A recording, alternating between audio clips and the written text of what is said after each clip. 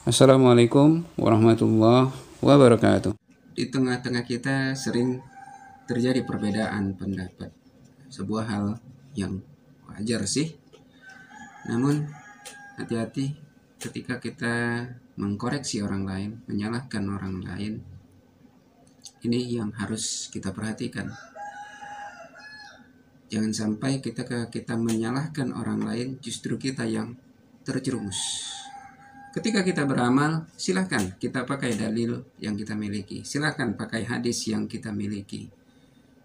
Tapi ketika kita menyalahkan orang lain, hati-hati. Karena orang lain juga bisa jadi memegang dalil yang berbeda dengan Anda. Bisa jadi teman Anda menggunakan hadis yang lain. Oleh karena itu, ketika kita mengkoreksi orang lain, menyalahkan orang lain, ada hal yang perlu kita perhatikan. Setidaknya kita harus menggunakan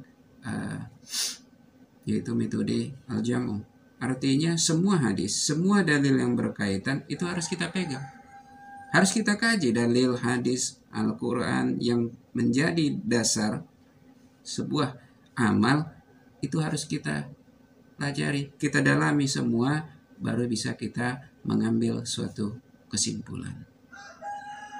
Karena ketika kita menyalahkan orang lain dengan dalil yang kita miliki, bisa jadi kita akan terjerumus kepada justru membelokkan orang dari jalan yang lurus. Contoh aja lah, ketika sholat sujud,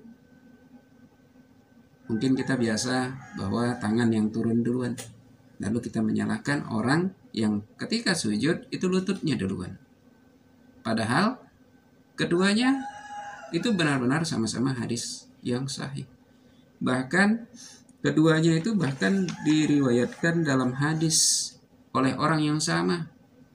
Di antaranya itu ada yang sama, yaitu di Abu Daud,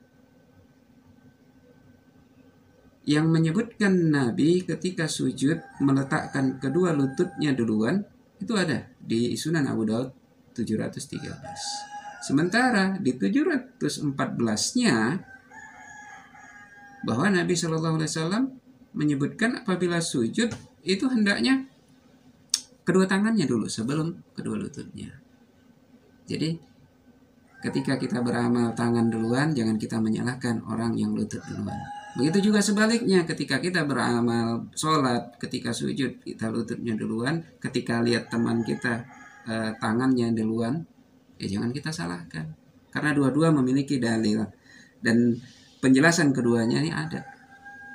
Kenapa lutut duluan, kenapa tangan duluan. Gitu juga ketika sahur. Mungkin ada yang sahurnya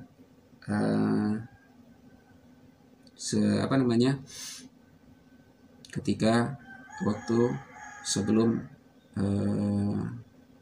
kalau kita di sini imsak, ada yang di waktu imsak, ada juga mungkin yang setelah sholat subuh. Itu masing-masing mempunyai dalil. Bahkan yang setelah sholat subuh sebelum terbit matahari, itu Nabi Shallallahu Alaihi Wasallam pernah melakukannya bersama Huzaifah. Pernah juga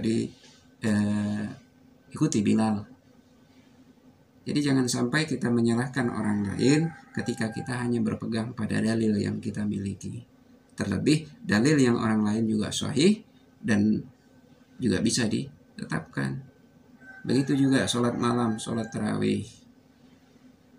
Mungkin ada yang mengerjakannya di masjid, ada yang mengerjakannya di rumah, dan ada juga yang mengerjakannya di rumah tapi nanti setelah tengah malam tidur dulu. Itu masing-masing mempunyai dalil dan mempunyai keutamaan masing-masing. Jadi jangan sampai kita menyalahkan orang lain hanya berpegang pada dalil kita, yang menyebabkan kita juga bisa akan termasuk tergelincir. Jangan juga sampai kita termasuk orang-orang yang menghalangi orang-orang lain untuk menjalankan amalnya sesuai dalil yang dimiliki. Bahkan jika kita lihat di Al-Quran, itu disebutkan bahwa di surat Ali Imran disebutkan, "Hai ahli kitab, mengapa kamu menghalangi orang-orang dari jalan Allah yang telah beriman, dan kamu menghendaki menjadi bengkok?" padahal kamu menyaksikan. Allah sekali-kali itu tidak lalai dengan apa yang kamu kerjakan. Ini di Ali Imran disebutkan untuk ahli kitab. Qul ya ayyuhal kitab. Tapi di surat yang lain disebutkan bahwa itu juga bukan untuk ahli kitab, termasuk orang-orang yang menghalangi manusia dari jalan Allah. Di surat Al-A'raf, allazina yasudduna an sabilillah wa yabghunaha iwaza wa hum bil akhirati kafirun.